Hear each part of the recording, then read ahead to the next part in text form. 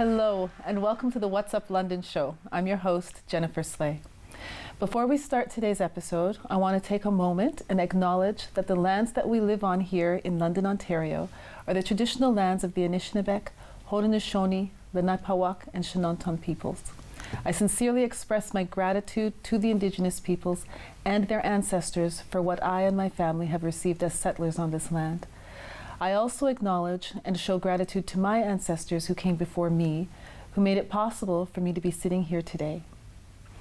February is a month full of fun. There are a number of events going on that you really do not want to miss. We are officially in the swing of Black History Month. Our first guests, Carl Cadogan and Christina Lord, are here representing the Black History Coordinating Committee. This committee is responsible for a number of great events happening this month and beyond. Let's learn more. Welcome to the show. Thank you, Jennifer. Thank you. Thank you for having us. No problem. Happy Black History Month. Thank you. Same to you. So tell us more about the Black History Coordinating Committee. Well, quickly, this is our 21st year, so we've been around for a number of years, and we focus on education, helping to empower the community, and also celebration. Those are the words that we try to hold there. Mm-hmm. And the education piece and celebration piece is really what Black History Month is about. Right. And there are a few things that are happening this month that are pretty big, like the chapel, for example. Yeah, so we've been part of the, I guess for almost 15 years, the Fugitive Slave Chapel project, and in the last year, working with Fanshawe Pioneer Village, we have raising money to move the chapel to Fanshawe, and trying to also put in place programs that once the chapel is restored, that people can learn more about the history of the Black community in London. So the chapel was built in the 1830s or 1840s by Africans who had escaped slavery in the States. Mm-hmm. And so we want to acknowledge their existence and also really try to ensure that others get to understand the history of folks in London. Yeah. And so we've been documenting. Documentarian Anthony Sherwood has been working with us for the almost last year, documenting all that has happened with the chapel. And so on the 18th, Saturday 18th at 2 p.m. at the Wolf Performance Hall at London Public Library, we'll be premiering the film.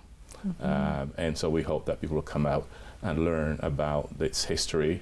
He'll take a look at all the folks that have been involved in really saving this incredibly important piece of London's history. Mm-hmm. That's amazing. That's wonderful. And that's the 18th. That's happening the 18th at Wolf. Yes. Awesome. And there's other events happening too. Yes, there are. Yeah. So I will give you a few of them. So also on the 18th, but earlier in the day, mm-hmm. From 9:30 to 12:30, we're hosting a Black Business Open House. So it's an opportunity. Our hope is mostly for youth to come and find out how some of our leaders, how folks in different careers have made it. What were their achievements? What were their pitfalls? What are their tips? Right. And we're also going to have some of the businesses and organizations in town that are looking to do recruiting, particularly say for summer recruitment, mm-hmm. so that the students will have an opportunity to see what's available there. And then, as Carl mentioned, of course, we have the premiere of the documentary in the afternoon. And then on February 23rd, there's an event at the Aeolian Hall with a Senegalese singer, Abel Maxwell. So he will be performing, and there is a bit of a cost to that. It's about $15 for adults. And that same evening, the Police Services is hosting the Louis Carré Award, Trailblazer Award, which has been around for several years, but is especially, I think, important to recognize this year because unfortunately Sergeant Carré passed away a few weeks ago. Mm-hmm. And then on the 25th, we again have two more events. We have the closing, which happens at 2 o'clock, again at the Wolf Performance Hall at the London Public Library. And also there will be, at 5 o'clock, there is a African Food Festival, which will happen out at the French Community Centre on Huron Street. So, and for that there is also a fee of $15 for adults, and it's free for children who are in school. So very, very exciting for sure. Yeah. And we hope that lots of people will come out to them all. Yes, there's a lot of events happening in February, but you know, the committee started doing events for Black History Month, but it's expanded now, right? And you're doing a lot of things in the community throughout the year, which is wonderful because it shouldn't only be we shouldn't only remember Black history during Black History Month, right? Yeah. Yes, it's important for all of us to think about the contributions and the impact of the Black community in London. And we have a long history, and part of what we want to do is ensure that people understand that. That's why we've been doing a lot more over the course of the year. And you know, last summer we had a bit of a strategic planning session to look at sort of the future of our committee. And we're hoping over the next 2 months that we will look at how we might, you know, put some of those ideas into place, so that we can be more present throughout the year. Thank you so much for both of you for being here. Thank you for having us. Thank you so much for having us, Thank and you. we look forward to seeing everybody over the next few weeks. Awesome. Okay, thanks. Thank you. We'll be right back.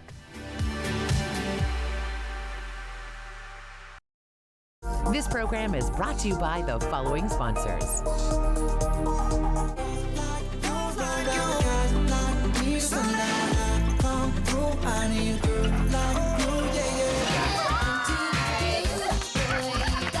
Your happy place. Easy 1013, the perfect music mix. Carbon monoxide is a deadly gas you can't see, smell, or taste. Homes with fuel-burning appliances and/or attached garages must have working CO alarms installed outside all sleeping areas. Don't let the silent killer get you. Install working CO alarms today.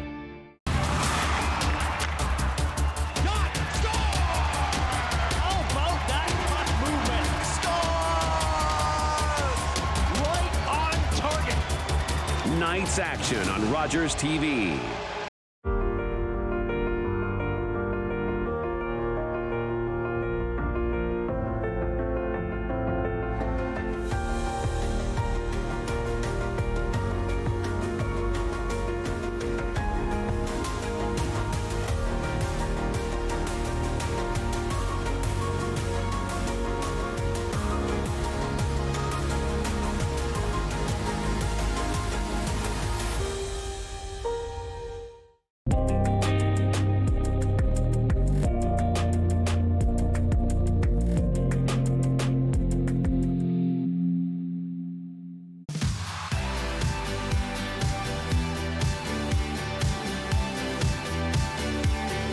Welcome back. The London Heritage Council, in partnership with the London Public Library and the City of London, are hosting this year's Heritage Fair. The theme is London, a Cultural History, a Journey to Inclusion. Participating sites, museums, and art and cultural organizations will highlight how, over the years, they have embraced different cultures to tell their story of inclusivity. Dira Ghosh, the Director of Operations of the London Heritage Council, is here to tell us more. Welcome, Dira. Thank you. So tell us what the London Heritage Council is. So the London Heritage Council is an umbrella organization, and we quarterback for and advocate for heritage. So whether it's a heritage, it's a museum or it's an advocacy group, we quarterback, we give them a platform to be promoted and give them an opportunity for their voice to be heard. Nice. And so this year's theme, tell us about this year's theme. So this year's theme is London's Cultural Heritage, a Journey to Inclusion. And as the theme suggests, we want to showcase how mainstream London over the years has incorporated different cultures in the story they tell. We don't realize it, but over the years, it has become so part of mainstream And then when you try to go and, dig into it, investigate, you'll see the different cultures that shaped what culture is today in London. Nice. And so that's an interesting concept, because when you hear London, you don't think that there's a lot of diversity. Absolutely, Right? absolutely. And that's what this fair wants to do. Our thing is, we have a lot of diversity. What you think is just, European culture, or what they call mainstream culture, but it has evolved without people realizing the culture that was there in London 50 years earlier to what it is today is very different. Yes. And that's what our story is. That's what we want to present. Oh, nice. And so what are some of the different things that people can... So we have an exploration zone, of course, where different organizations will tell their story of inclusivity. But in addition to that, we have lots of activities. We have a dance workshop, we have pop-up theater, we have a sing-along, we have a collaborative visual arts project, we have poetry performance. And it's like we have divided up culture into, arts, music, spoken word, history, and then we've tried to showcase how each of that aspect of culture is telling a story of inclusivity. Oh, nice. So tell us a little bit more about these activities, because you just listed a number of them. I'm like, oh, that sounds interesting. Like, are they things that people can participate in, or are they watching? What is? So all the activities is interactive. So we've taken into like a workshop is people can go and participate, whether you want to learn belly dancing, or you want to learn salsa, or you want to learn Bollywood dancing, sing along. As you know, it's again songs that brought out social change in their time. People can sing along to those songs. Interactive visual arts is an artist doing a live painting, and that story that painting will tell the story of inclusivity, anti-racism, diversity, and you can go and put your little bit to it. Poetry, there are poets coming and they're talking about their journey of inclusivity. That's something you can take. So whatever your interest is, if you come to the fair, you'll get an opportunity not only learn about it, but do some activity related. We have henna, we have hijab drawing, we have write your name in Arabic. Like all the organizations that are profiled, they have some activity that they're showing. We have a voyage of drum, showing African and indigenous drumming. We have indigenous storytelling, indigenous art activity that people can do. So everything is interactive. Awesome. And so when is it? Where is it? Tell us the details. So on February 18th from 9 a.m. to 3 p.m. at Central Library. Okay, and so it's drop-in, people can just drop in, or is Absolutely. it? Everything is free. All activities are free. No pre-registration required. Just come out on February 18th and support it. Oh, that's wonderful. And why now? Why this theme this time? We keep talking about, multiculturalism, as if multiculturalism is something separate from mainstream culture. And that's why we picked this theme to say multiculturalism is already built in to what culture is today. And that's why this theme is to say mainstream, what we call mainstream culture in London, it is multicultural without you realizing it. Awesome. Well, that sounds wonderful. It sounds like it's going to be an amazing event. Thank you. And congratulations on putting it all together. Thank you so much. Thanks for being here. Thank you for having me. Good luck with everything. Thank you. We'll be right back. This program is brought to you by the following sponsors. Jeff from Chillin' and Grillin' with Jeff. We're back for season 3. We've had the opportunity to see some great backyards and have some great barbecue. Join us, Chillin' and Grillin' with Jeff.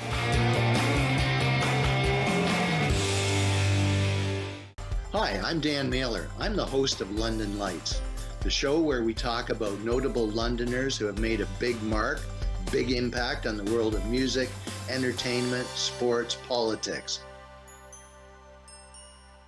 I'm Mike Jack. I've broken multiple world records for eating some of the world's hottest peppers. Now, I'm challenging London restaurants to make some of the world's hottest food. Watch Jack Up the Heat Mondays at 5:30.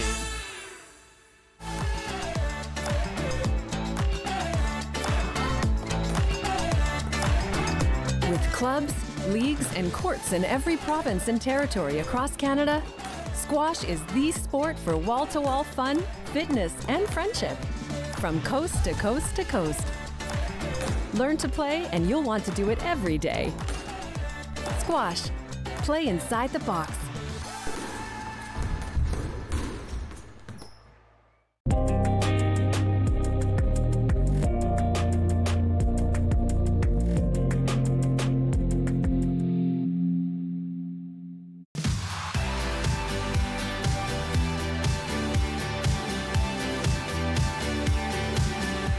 Welcome back. Rizwan Rashid is an executive coach supporting business owners from start up to power up.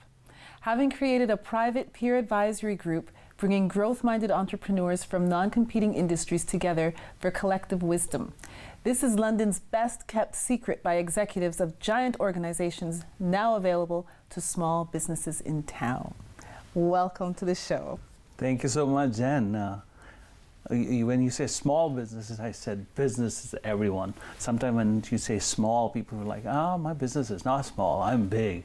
So we kind of say business. Emerging entrepreneurs. Emerging entrepreneurs. So tell us a little bit about what you do as an executive coach, and then tell us about tech. Yes, absolutely. So, when I was coming here to meet you, I remember one of the recent recent things happening with one of my clients, a client who was, I think, approached me in September of 2020. Remember that?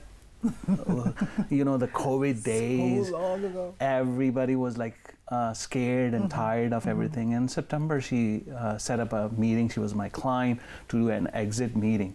So we sat down and then I said, okay, you wanted to end the business. This is too much. And I call it care-frontational. Oh. So I care for them, but then I also confront them with challenges. So I asked them, why, how come it took you 6 months to make this call, make that decision? She said, it was hard. I've been working or living this life, entrepreneurial life, for 20 plus years. It was hard for me to decide to let it go. It was hard for me because I have that materials, expertise, machines, and more importantly, I have 16 employees whose life depend on this business. I couldn't make that call. Right. Now she is in wedding business, those tablecloth and napkins and setup, and then she said, what do I do?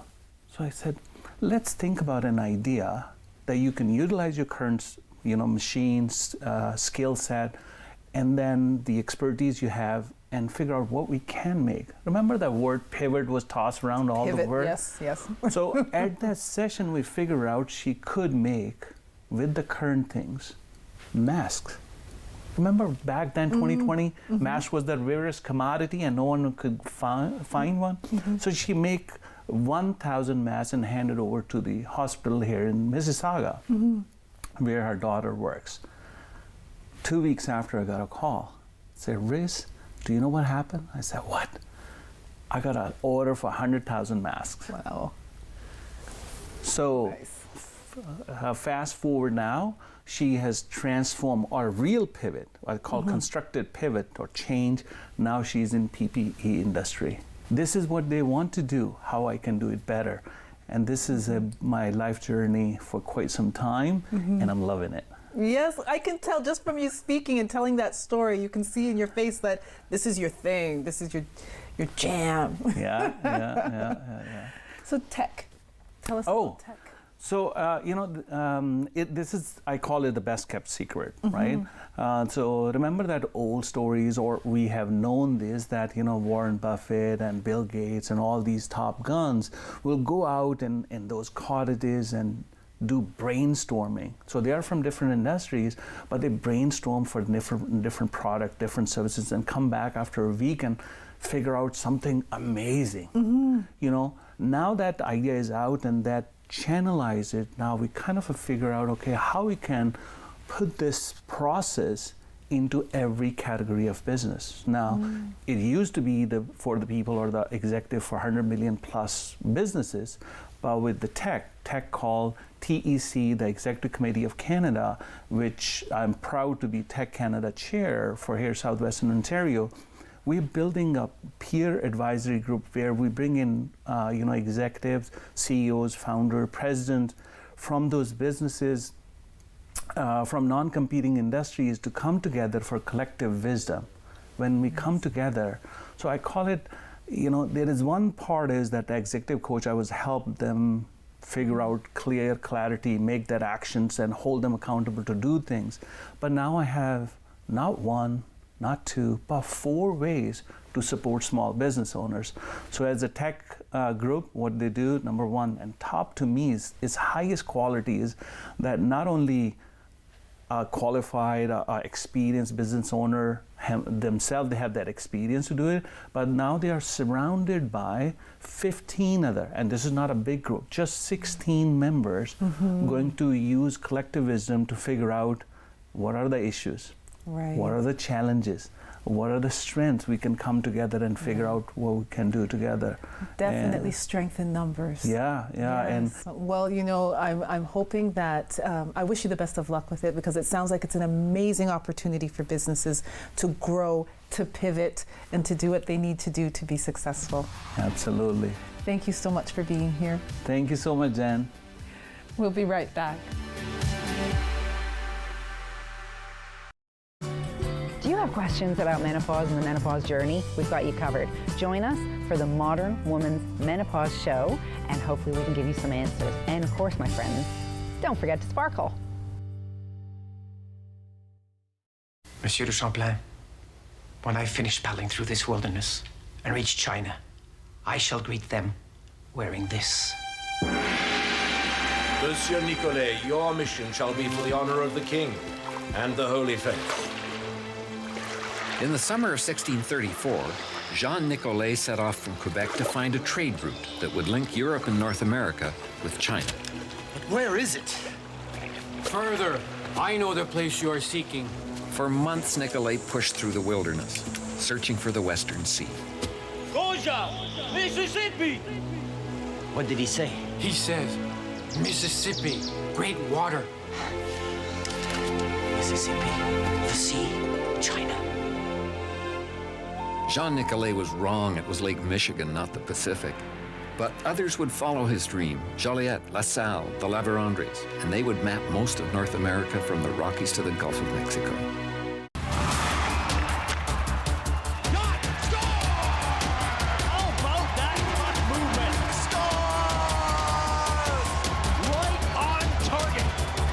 Night's action on Rogers TV.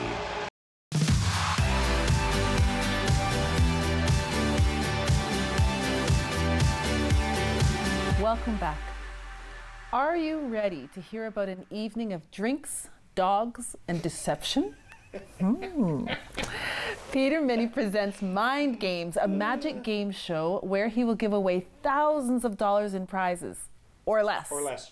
Or less. Welcome, Peter. I got to do that for the lawyer. Yeah. Well, there might be an opportunity. Oh, and by the way, I should say, dogs is not canines. These are hot dogs. I figured. Because it's at Frankenfurter's downtown, which is just right beside the Richmond Tavern, right in that little spot there on King Street. Yeah, if you know where. Well, tell us about the event. The event. It's really cool. It's an intimate magic show. I don't know if you've ever been in the place, but there's only essentially 50 seats or less. I mean, it's a very, very small place. But they do stand-up comedy once a month, and to great success.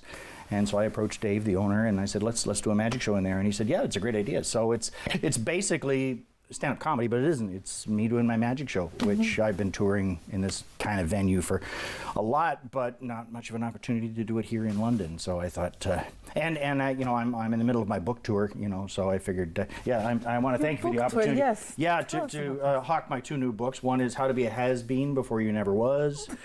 Yes, which is the sequel to You Can't Be a Star in Your Hometown. Believe me, I've tried.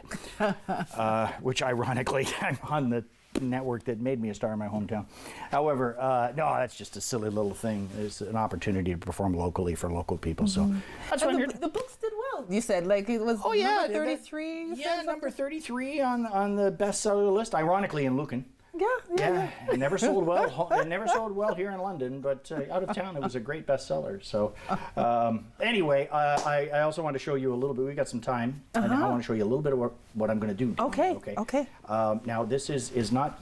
It's not really a card trick. It's more of an imagination kind of thing here. Because normally I would have you pick a card, but you're like a half a mile away from me, so the magic of TV. We're just going to pretend for a second, okay? Now I will tell you that there's 4 of these here. Okay. I'll show you in a minute, but there's 4 cards. Okay. And I will tell you before we do this, it's the 4 queens. Okay. Okay. So just imagine you do play cards, right? No, but okay. So there's 2 colors, the black cards and the red cards. Yes. Okay. So I'm going to take 2 of the queens out, one color or the other. Okay. Which 2? Now this is just imaginary. But which 2 did I remove? The 2 red queens or the 2 black queens? It's your choice. 2 red. The 2 red ones. Okay, they're gone. Now, I'm going to take another queen out of the 2 that are remaining, the 2 black ones, turn it around so it faces you, and put it back in. Now, which one did I reverse and put back in, the queen of clubs or the queen of spades? Clubs. You sure? Yes. You saw me do that?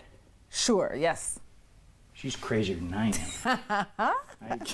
It's just imagination. Okay. Now, but an interesting thing did happen, though, because, I was out in the green room waiting for a while here. And I actually did take a card out of this pack, one of the queens out of the pack, and I turned it around to face the other way, to face you.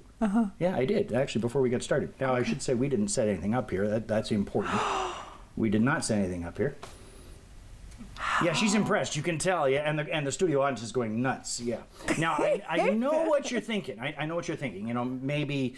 Well, you might be thinking these are trick cards. I mean, it wouldn't matter whichever card you selected. You could have selected the black ones or the red ones. Doesn't matter. Okay. Well, I knew that you were going to pick the queen of clubs. Not only did I have it reversed. How did you know? Well, I did not only have it reversed, but I also chose it from an entirely different deck of cards. Okay, now at this point, the audience is going, well, wait a second, we haven't seen the other cards, so I could show you any one of the cards. Well, I knew that you were going to remove the 2 red cards, and I knew that you were going to ask me to reverse the queen of clubs because I only ever gave you one opportunity in the first place to pick any one of the queens. You could have picked any one. It's a good thing you picked the queen of clubs because, anyway, that's the kind of thing that you're going to see at the show. I don't know how, the last time you were here, you blew my mind the same way. I don't know how. I changed my socks since then. Oh my goodness, that's amazing. Yeah. So people are obviously going to be able to do those tricks.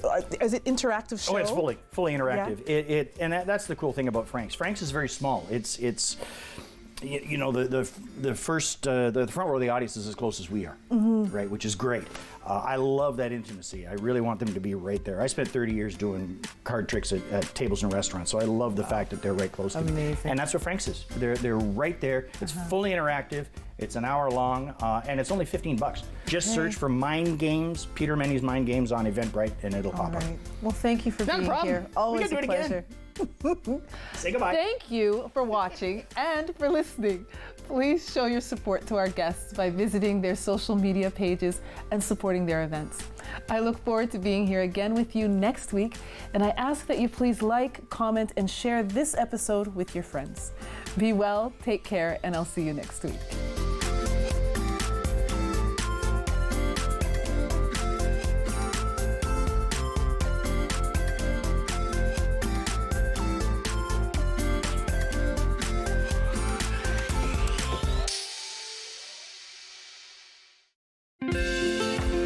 Call the Rogers TV viewer response line, email us, or connect with us on social media.